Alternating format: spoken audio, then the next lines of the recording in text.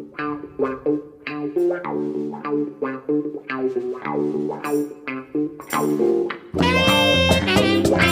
morning, Mr. Hudson. How are you, sir?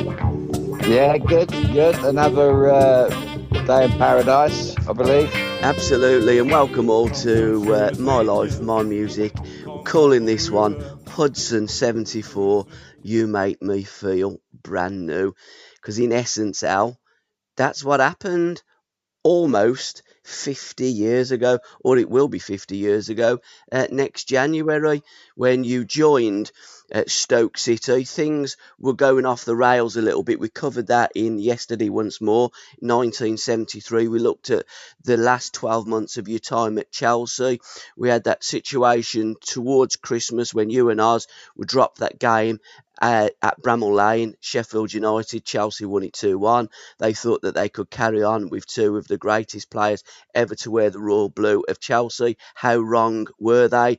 Ozzy left and went to Southampton. You caught the train and joined Wad the God at Stoke City. We have covered that in my Stoke City years at Hood at 50. We've covered a lot of ground. We're going to nail down that 12-month period from when you walked in the door there at Stoke City to obviously the December the 31st in 1974. So let's begin. What was your memory? What was your thought pattern now with that iconic photograph with you and your hold all bag and you looking $1,000,000, 22-year-old kid jumping on the train and going to a brand new life? Well, I think it's like anything else. If you look back on your life, you go, I wonder what was going through my mind at the time.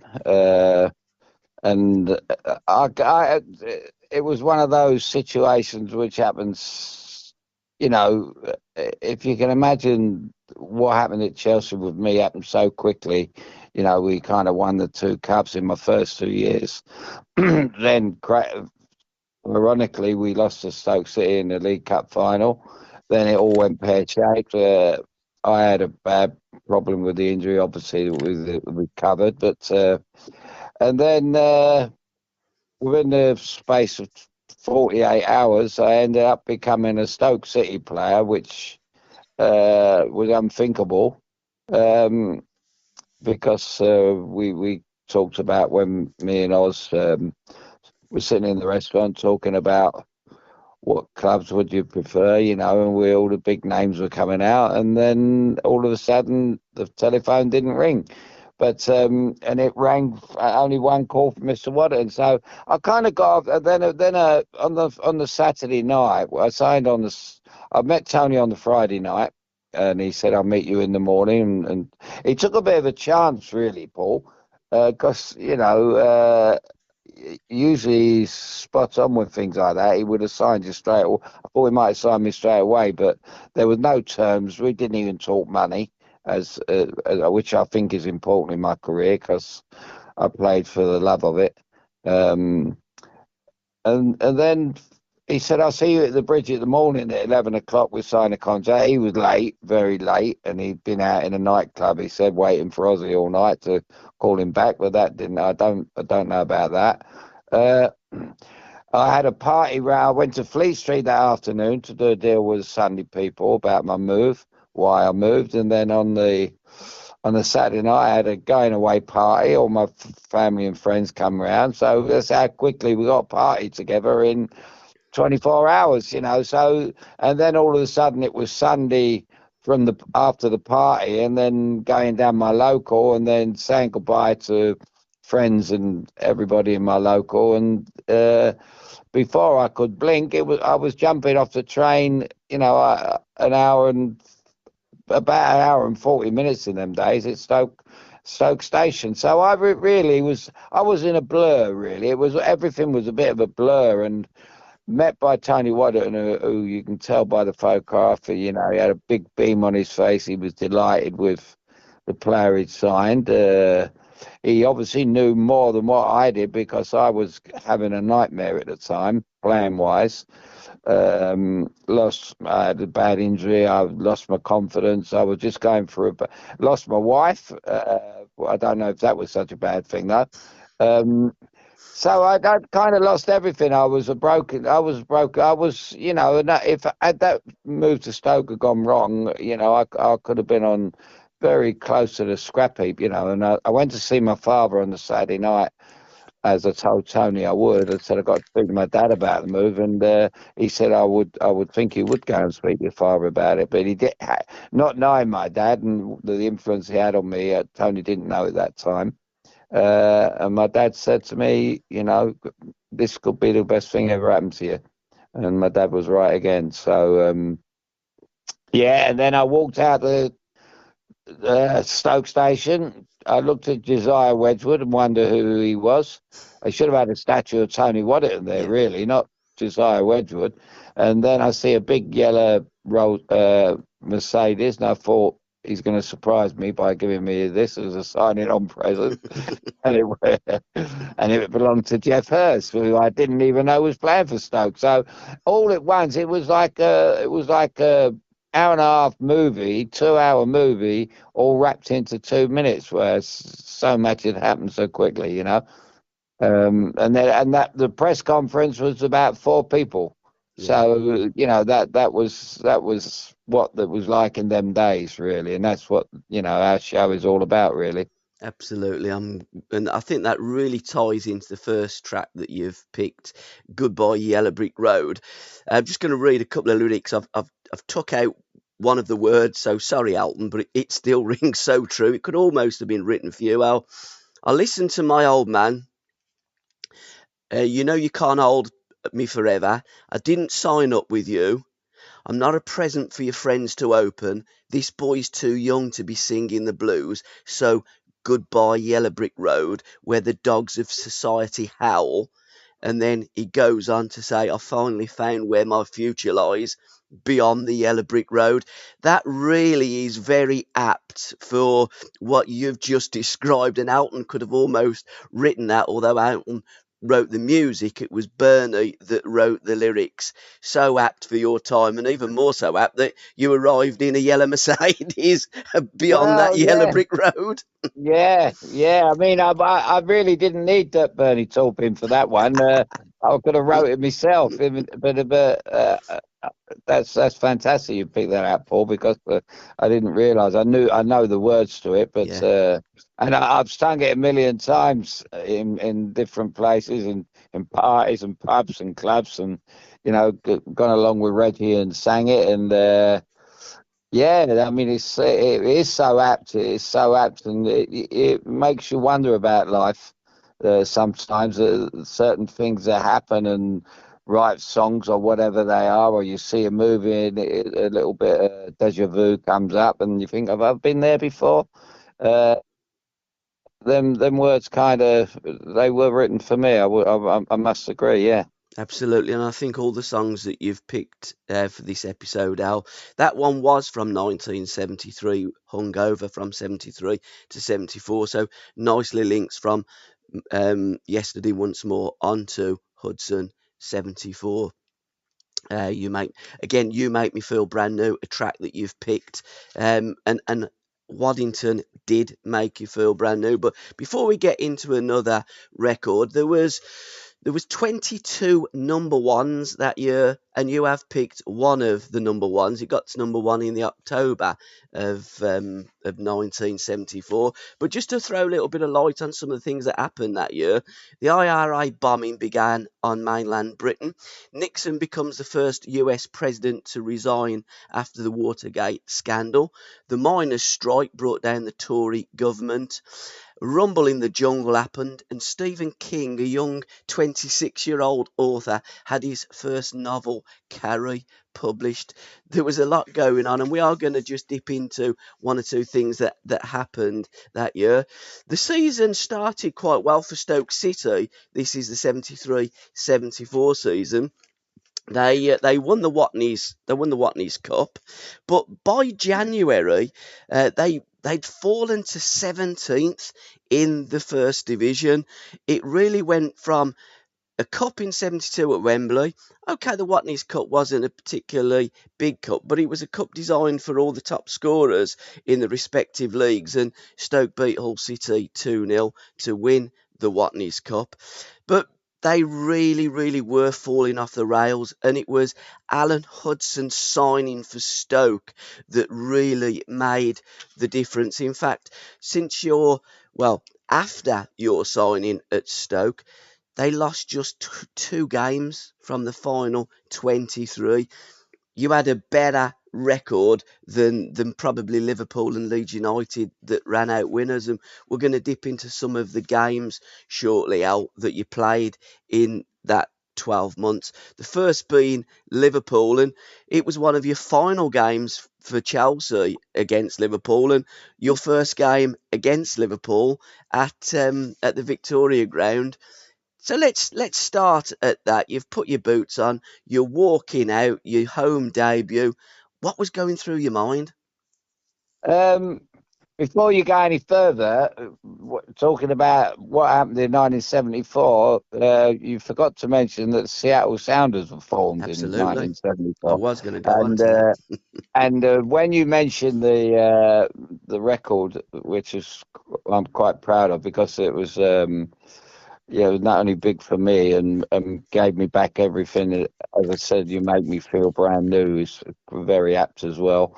Uh, it was a great. It was a. My story is better than most stories because um, I know I'm no different from anyone else. But maybe in some ways I am, but I'm a great family man.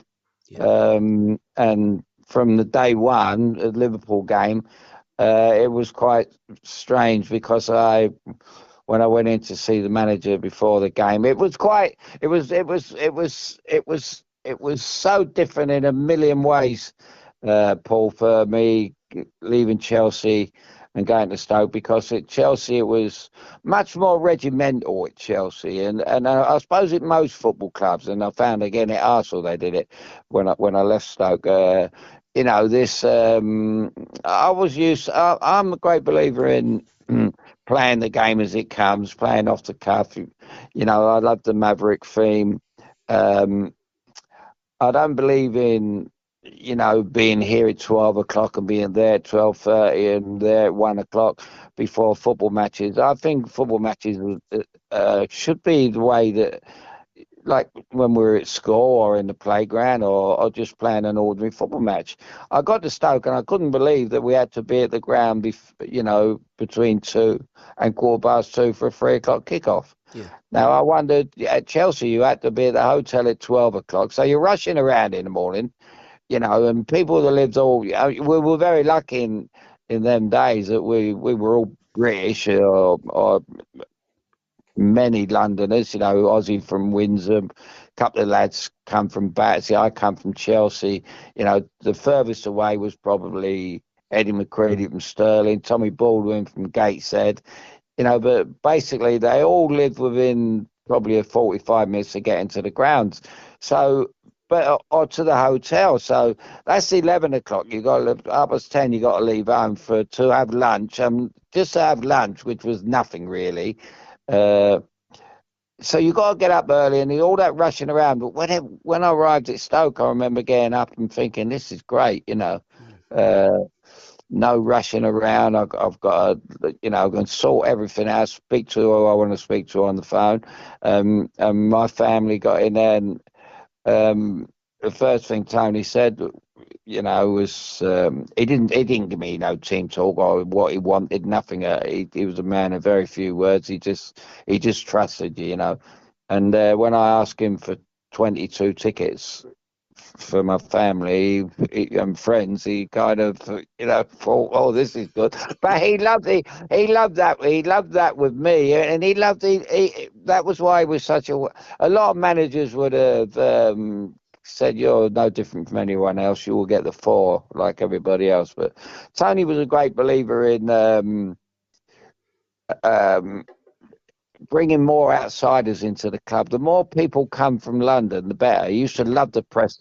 As many press people come to London. He was a great PR man, and he always loved to put Stoke City out there, on the map, and he saw that as a good thing, and he welcomed my family and friends, and he was not just my family and friends, but all people that come to the ground. So that was a big thing for me, and as I say, it just it flew by. The first thing I can remember when putting my boots on was. I wonder who's going to pass to me and who's not going to pass to me, because those in the dressing room were kind of looking me up and down, and two or three players wasn't sure. Uh, I suppose coming from Stoke-on-Trent, our back four were all local lads. We didn't have Gordon Banks in goal. Obviously, he'd done his eye the year before in that tragic accident. Um, so I was wondering, I was more worried about my team than Liverpool, to tell the truth, Mm. because I know all about Liverpool, and I knew I had to play a lot better than what I did to them against them, a couple of weeks before.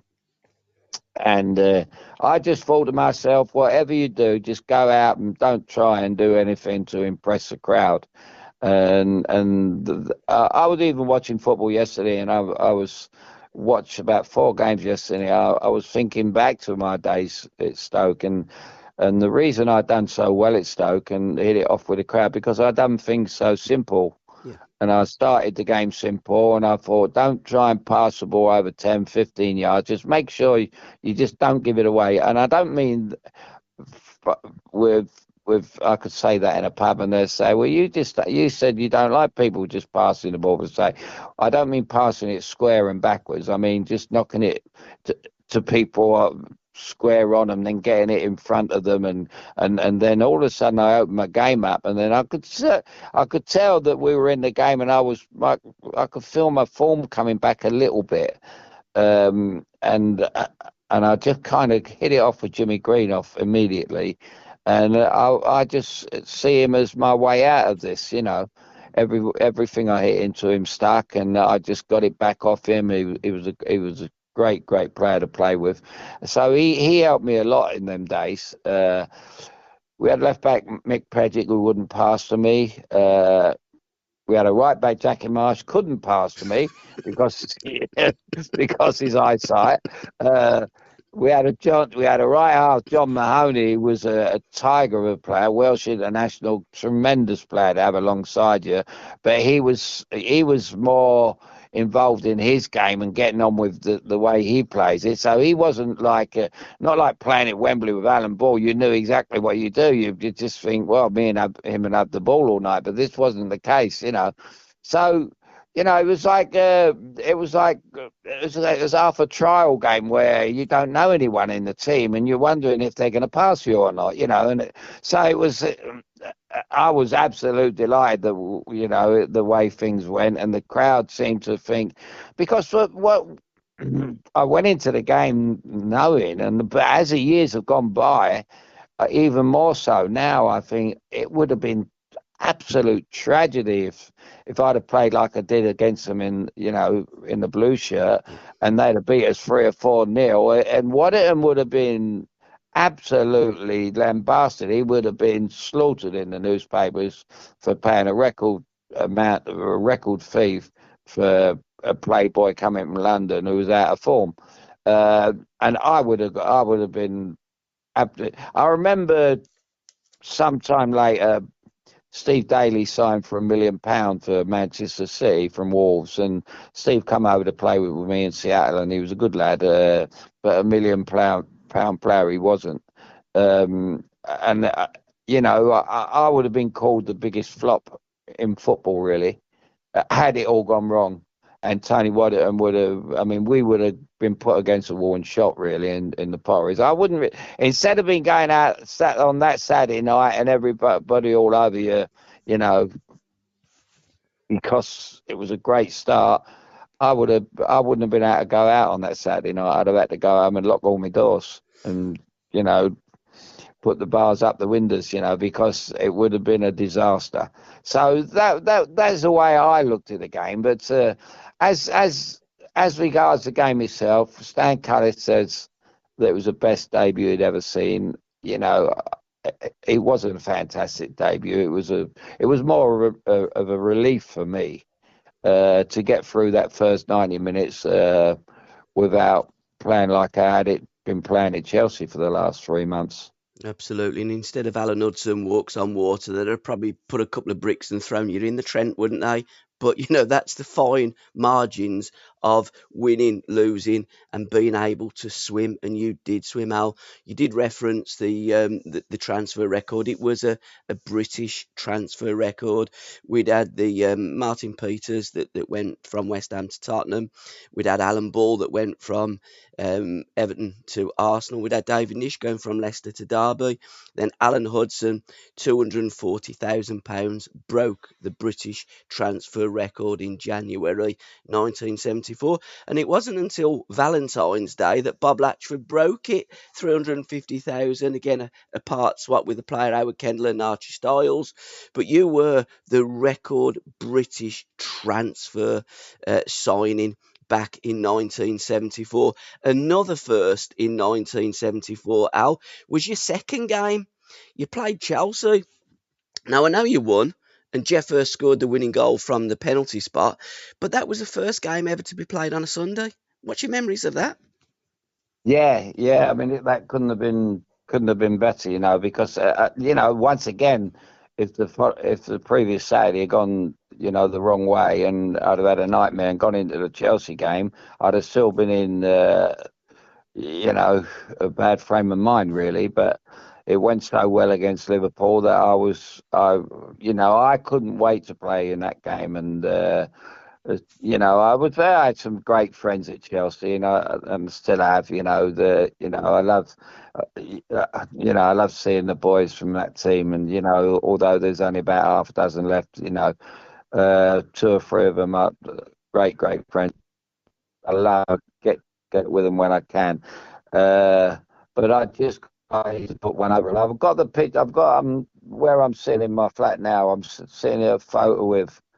Um, Shaking hands with John Hollins. John Hollins was captain of Chelsea that day, and I was captain for the day at Stoke. And there's the referee standing there. I must send you this photo over, Paul. Yeah. It's and there's the referee doing his Elvis impression. He's got an Elvis Presley haircut, and you can't believe it, And I know what I'm saying to Johnny Hollins.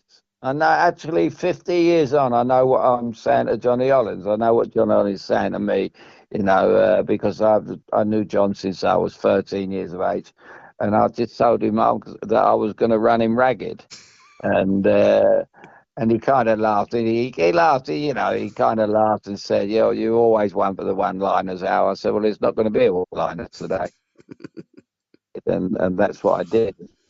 That was really a great performance, far better than the Liverpool one, and and to to finish it off, I got the penalty as well. So I knew how I got the penalty. The young lad Gary Locke was right back, terrific right back. Um, but I knew I had him, and I got the ball just inside the Chelsea box. I played a 1-2, and Gary kind of, it says almost as if we looked each other in the eyes, and I just knocked it by him, towed it by him, and I knew he had long legs, Gary, and I thought he's going to bring me down here. And it wasn't a case of today where players dive. He was going to bring me down, and he had no other way. I knew he couldn't get the ball, and over I went, and Hursty smashed the penalty. That was a great start to beat Chelsea and look over.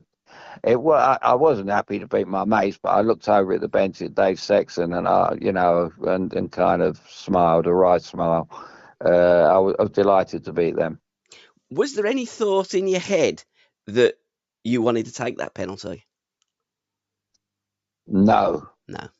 no, I knew how Mm, good Jeff was at yeah. taking them.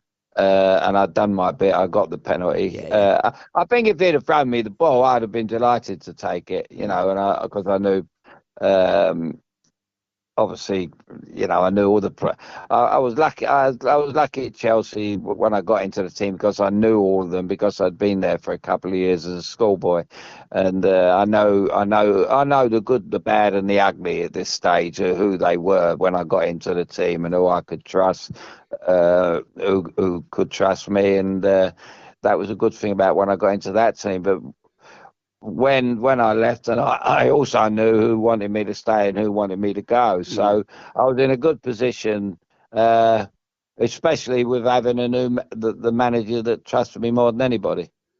absolutely. And when we roll it forward to the 27th of April 1974.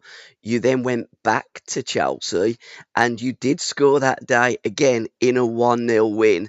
And really, that was the game and that was the goal that put Stoke City into Europe when you signed for Stoke City. They'd actually just dropped after a draw at Ipswich into the bottom three. An unbelievable turnaround.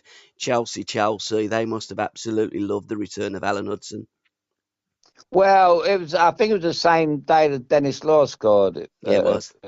Yeah, Mm, uh, which I didn't realise at that time, which I didn't really care about at that time, in all fairness. But because we played Manchester United on the Monday night, we were going back to Stoke that night, and the last thing I can remember about that game, I remember I think we had a corner, and I was on the edge of the box, and unlike today where you see about eight players come out to try and block it. Watching Everton yesterday, you'd have had all these players trying to charge the ball down. They come out to me I was on the D there, and I just half volleyed it, a good strike, and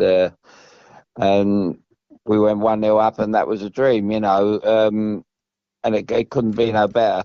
Uh, And then I remember getting on the train, and I couldn't wait to get out of London, which was strange because you might have thought that I would want to stay down, but I didn't. I really didn't want to stay. I didn't want to be around Chelsea supporters because I was to learn that they give my family a bad time. mm, Uh, all around, and they absolutely slaughtered me through the game, which I didn't hear. I wasn't aware of, but my family told me that they were disgraceful. What the names they were calling me, which was unbelievable, really, because as you know, we spoke about that. Osgood and I didn't want to leave. I suppose it's some. I got this case with the FA going on, and you got to tell the truth.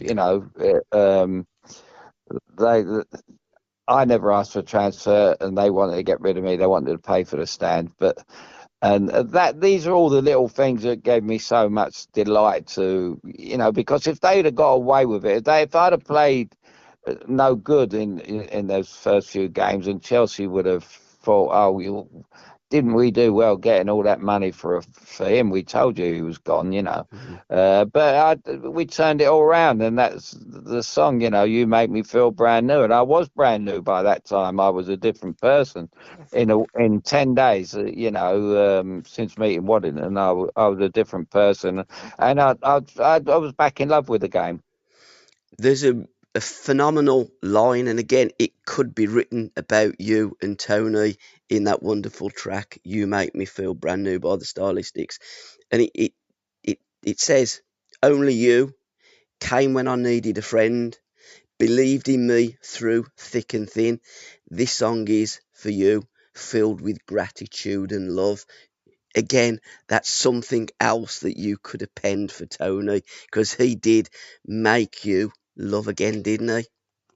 Absolutely, mate. Absolutely. It's uncanny how since you and I have known each other Mm, and been talking about football and music, how they go hand in glove and words and all that, and it's like I'm sure it's a little bit different, like a man and a woman have fallen in love and everything else, but there's songs written that remind people of how they met and everything else. But this really does fit the bill, And if you were to write a song, that would be it, and that yeah. would be my song for Tony. Uh, Although I had a lot of songs for Tony, I got to say, especially when he had a Gordon's and tonic, and his favourite little tipple. No, it was like going it. I don't know. I know I drive people mad with talking about Waddington, but I don't care. because he was that much in my life, and he kind of, and I sometimes have to look up the photos on my wall and apologise to my father that I speak about him more than I do my dad. But that was the way it was, and that was what the great impact he had on my life. And the day my father first met Tony and shook his hand, my dad didn't shake people's hands. He didn't do all that. And you can catch the full episode at www.patreon.com.